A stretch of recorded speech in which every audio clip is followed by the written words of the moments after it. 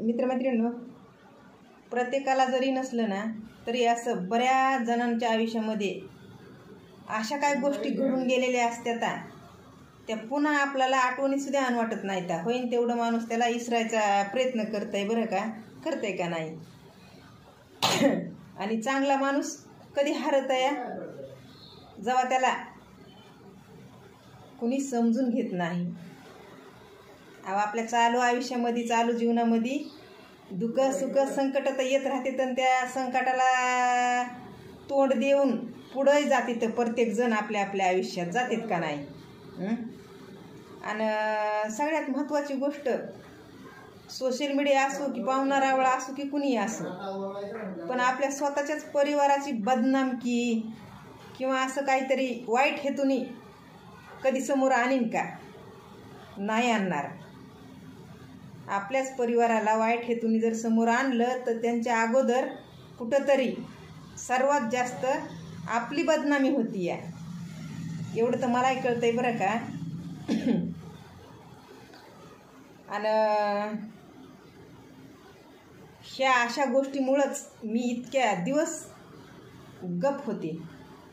मला बी हौस नाही व माझ्या नवऱ्याच्या परिवाराला असं सोशल मीडियावर दाखवायला नाही हौस मला. ते काय झालं,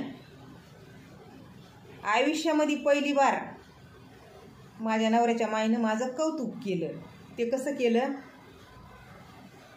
अगं वंदा, तुझ्या मायबापाचा तुला एवढा मोठा आधार होता आणि आता ते आधारच नाही राहिला तर येडी होय म्हणणं लागत आहे का?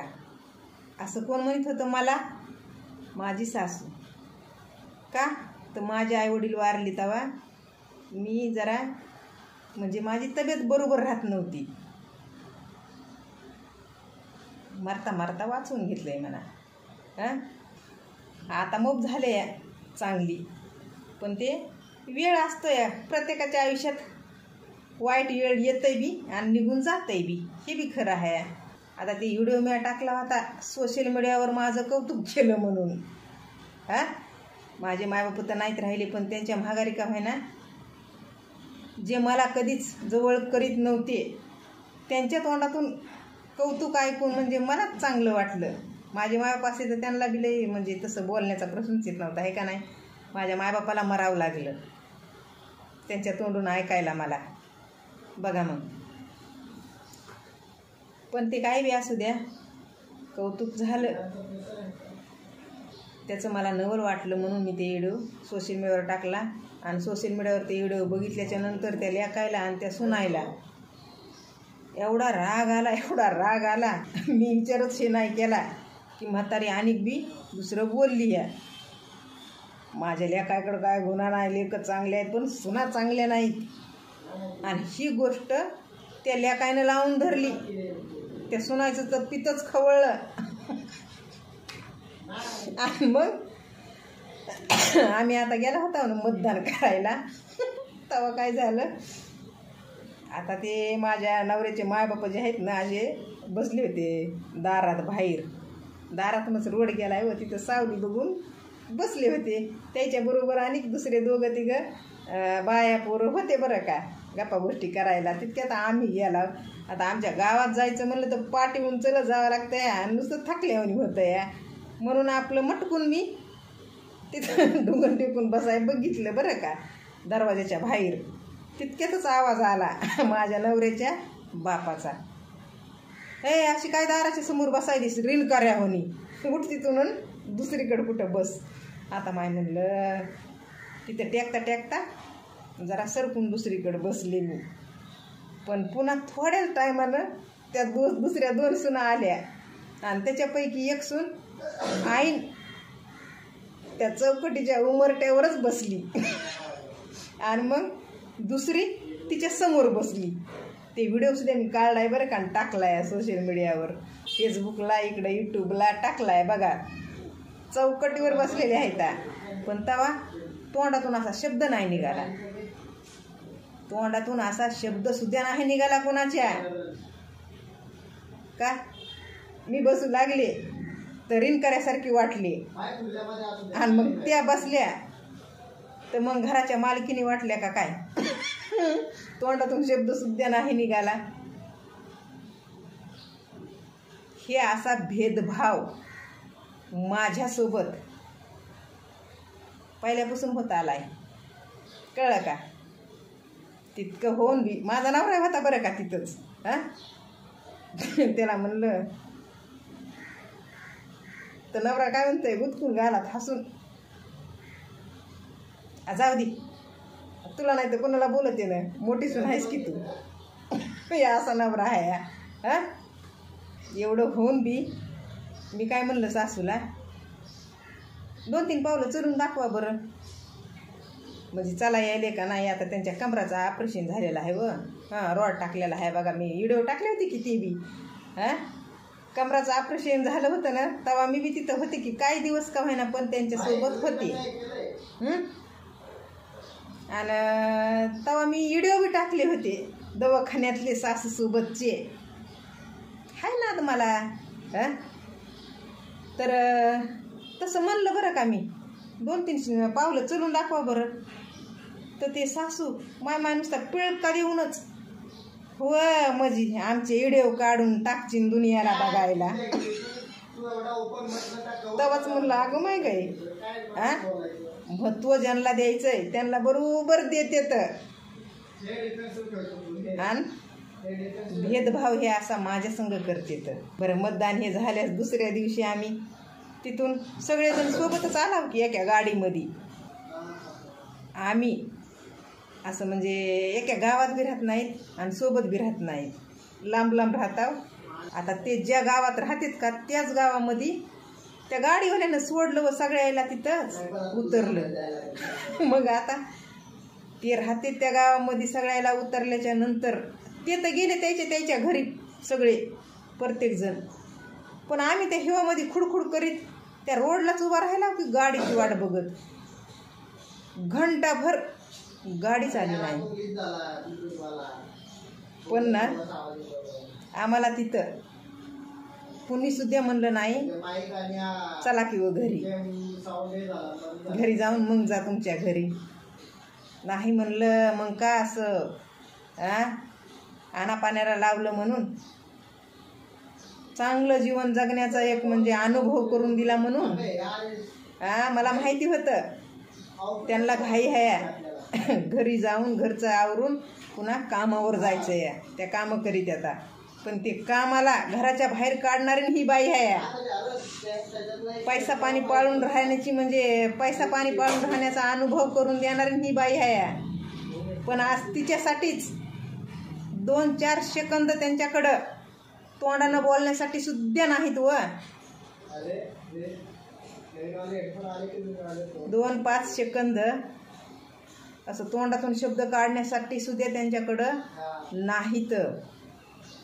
माहिती चला किंवा घरून जा येऊन चहा पाणी करून असं माणूस म्हणतंय का नाही, पण म्हणल्या नाही का म्हणून. तर मी ते व्हिडिओ कसा टाकला म्हणून त्या व्हिडिओमध्ये हिची वावाई करायली ती सासू म्हणणारी, आणि आम्हाला म्हणायली की त्या सुना चांगल्या नाहीत. शेगोळ झाला या, कळलं का?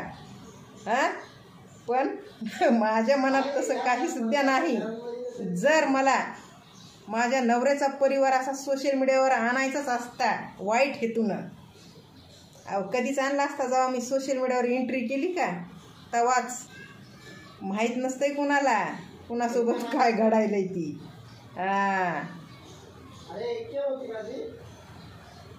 माझं जसं लग्न झालंय त्यानंतर 1-2 वर्ष सुद्धा मला सोबत ठेवलेलं नाही.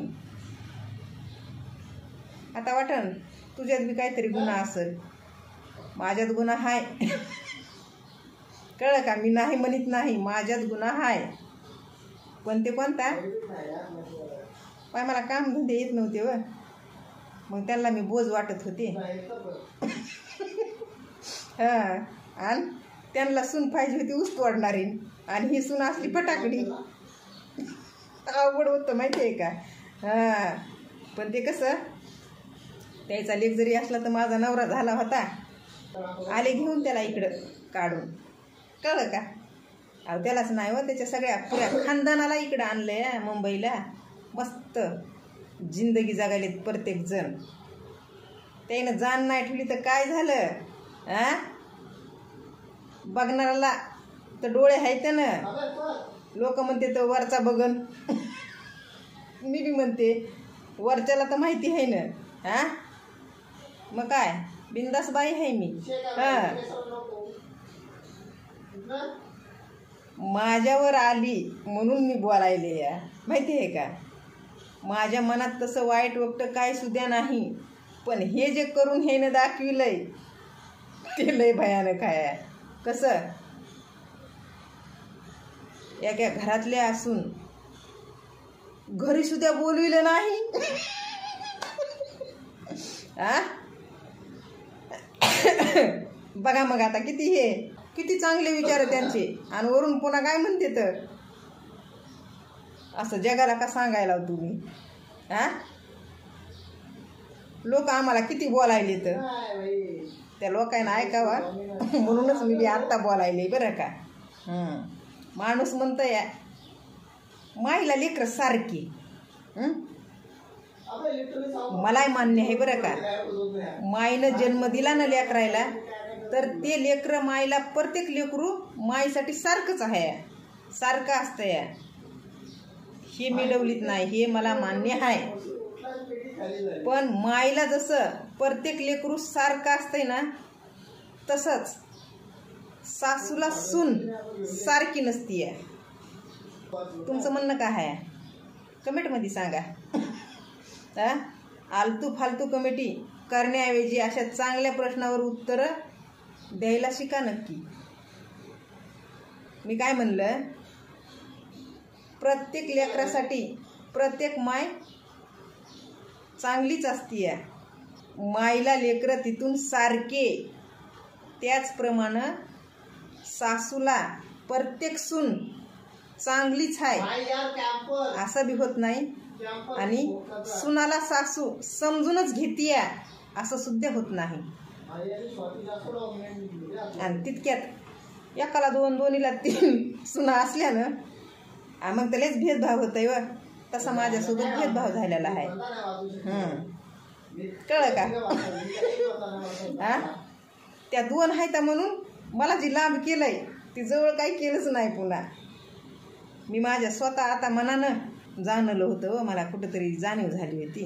माझ्या बाबा मेल्यानंतर वाटलं माय हे बी एक दिवस मरणार आहे, तर म्हातारे झाले तर ह्यांचा काही भरोसा नाही. म्हणजे माझ्या मनात ती एक भीतीच झाली म्हणायचं. त्यामुळं मी त्यांच्या जवळजवळ जायला बघू लागले, पण नाही त्यांना जमलं. असा टोला लावला मला, इतक्या लांब केलं बाबा बाबा बाबा. आता काय पुन्हा मी जवळ जात नाही त्याच्या. हा अशा गोष्टी असतात का नाही. सांगलो तर पांगलं. त्याच्यानं आपलं झाकली मुठ 1.25 लाखाची म्हणू एवढ्या दिवस गपचिप होते बरं का. पण आता कुठंतरी ह्याच डोक्यात बसले आणि त्यांच्याकडूनच बसले. तेच मला म्हणले आम्हाला लोक किती बोलायले तर माहीत आयुष्य गेलं या. मी तर नुसती म्हणजे राजाच्या राणीसारखी एकटीच जगत आले या. मला ते किती लोक बोलत असतील ना. सासू सासरेला बघत नाही म्हणून लय बोलत असते नाही का नाही व. पण सासू सासरे मला कधीच जवळ करीत नाही तर शेमणी देत का नाही. मला काहीच माहिती नाही व. मी तेवढा विचारच केला नाही कधी. मला लोक काय म्हणते तर का मग माझ्याबद्दल कोणाला काय म्हणते तर मला विचारच नाही तसला. बिंदास बाई आहे, कळलं का. घरोघरी मातीच्या चुली हे उदाहरण मी देत आलेली आहे. आणि तिथपर्यंतच नवरा जरी असला ना तर लय बाईनं उडू नाही नवऱ्याच्या जीवावर. ते नवरा एका टायमाला देव असतंय, पण दुसऱ्याच टायमाला तेच नवरा बायकोसाठी उशाचा साप असतंय.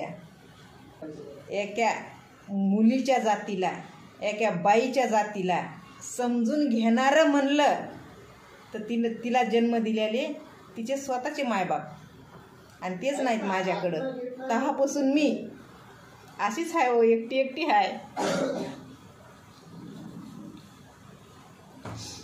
खूप काही आहे ह्या मनामध्ये दडले आलं. थांबा थोडं रिलॅक्स. म्हणजे खूप काही माझ्या ह्या मनामध्ये दडलेलं आहे, पण मी ते व्यक्त करायच्या गोष्टी ह्या सोशल मीडियाला जवळ करून करते बरं का.